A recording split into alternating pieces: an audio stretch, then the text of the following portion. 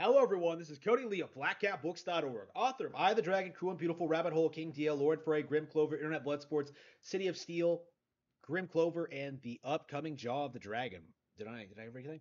Well, anyway, so what's been there's been an interesting situation regarding a certain YouTuber over the past couple of days. ProZD, a channel that I used uh, emphasis on used to really enjoy.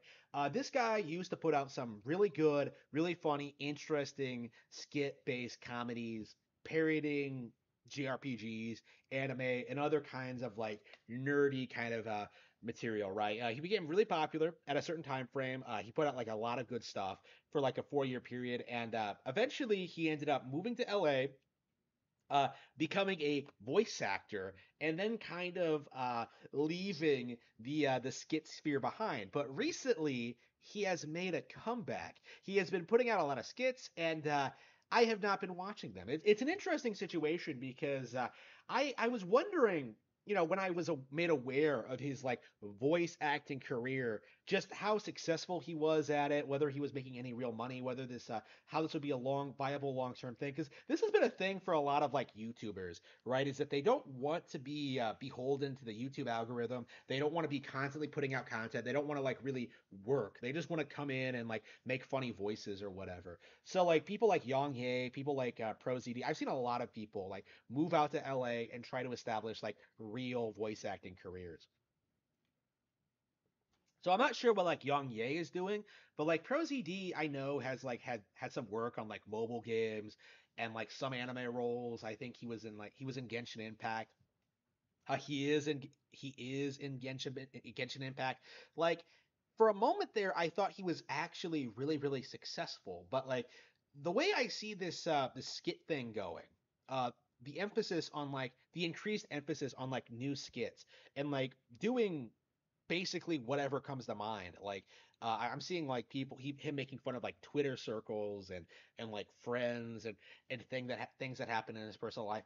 Like it seems like I have a very hard time believing it's not low effort and it's not being done out of an act of desperation, right? Like the way I see it is considering like some statements he's made in the past, like regarding how like he's getting tired of making skits, how he doesn't really want to do it anymore, how he wants to like do like more serious things, like how angry he is whenever people bring up the skits. Like I feel like he's one of those people who have gotten really sick of like what he's done and what he's like known for, but is like being increasingly pressured to do that stuff because it's the only thing that made him relevant. Because if you're a YouTuber who's famous for their skit based comedy and like you're getting voice acting roles because of that, you can't get those voice acting roles if you're not producing comedy, if you're not producing skits, if you're not producing content.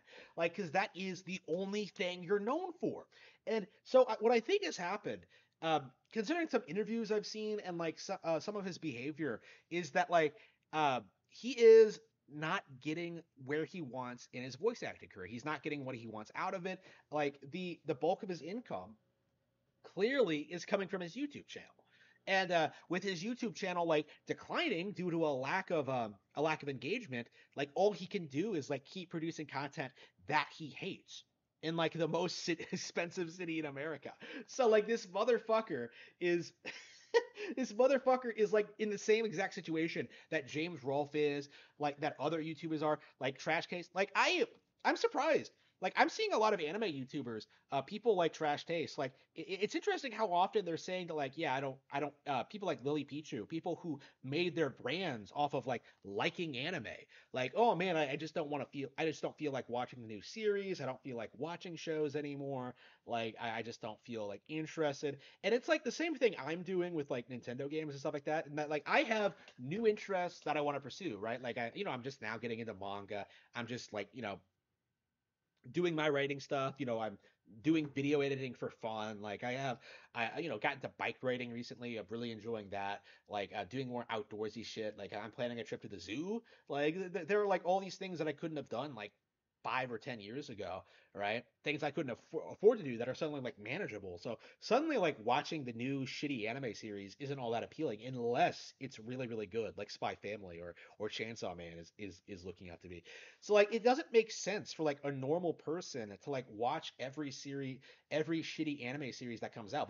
But because these people are like reliant on like the on watching everything that comes out and like covering it extensively and like giving their thoughts. That's what they're known for. Like they are slowly starting to hate the things that that they once loved, that they built their brand on, and like they can't branch out into anything else. So they're kind of stuck with where they're at. And I think it's happening to a lot of people. Like James Rolfe is a good example. You know, Trash Taste I think is going through this, and I think ProZD is going through this process as well.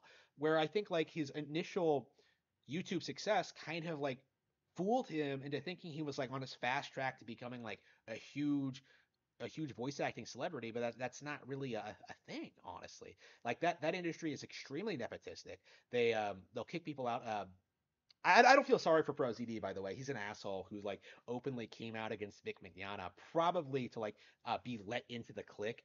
Because I can't imagine he doesn't he admitted he doesn't know Vic personally, so it just came off like a really shitty thing to do. Uh, yeah, ProZD is a piece of shit. I don't feel sorry for him at all. Like seeing him like kind of slowly lose his relevancy like this. You know, in LA, I think like his property taxes must be insane. I think he must be like losing income. I bet he's not getting like voice work. I bet he's really struggling, which is why he's like so insistent on like this skit renaissance. So I'm curious like where the situation is gonna go from here. Is he gonna have to leave LA? Is he gonna have to like do something else? I don't know. Um, I'm not going to watch it though. I think I've made that very abundantly clear. I didn't even watch the new skit videos. Like I used to watch like compilations of like the old stuff he did like a couple of years ago. But another topic I really need to talk about is how like I feel like compilations and like of like old content is like a sign of a declining creator. And I think that's true for ProZD as well. Is that like I watched all those videos back to back like a while ago, and I'm just like, oh yeah, I'm done watching this. I'll never watch this again. That's kind of how I feel about like. I imagine there are a lot of people like me who are just gonna see like all this new stuff, kind of realize, you know, I'm not finding this funny anymore, and just kind of unsub or like just stop watching.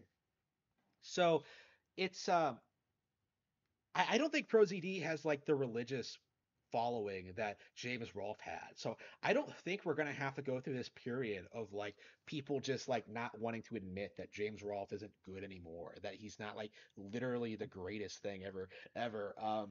I don't see that with ProZD. People are just gonna stop watching, and when that happens, his entire career is going to go up in smoke.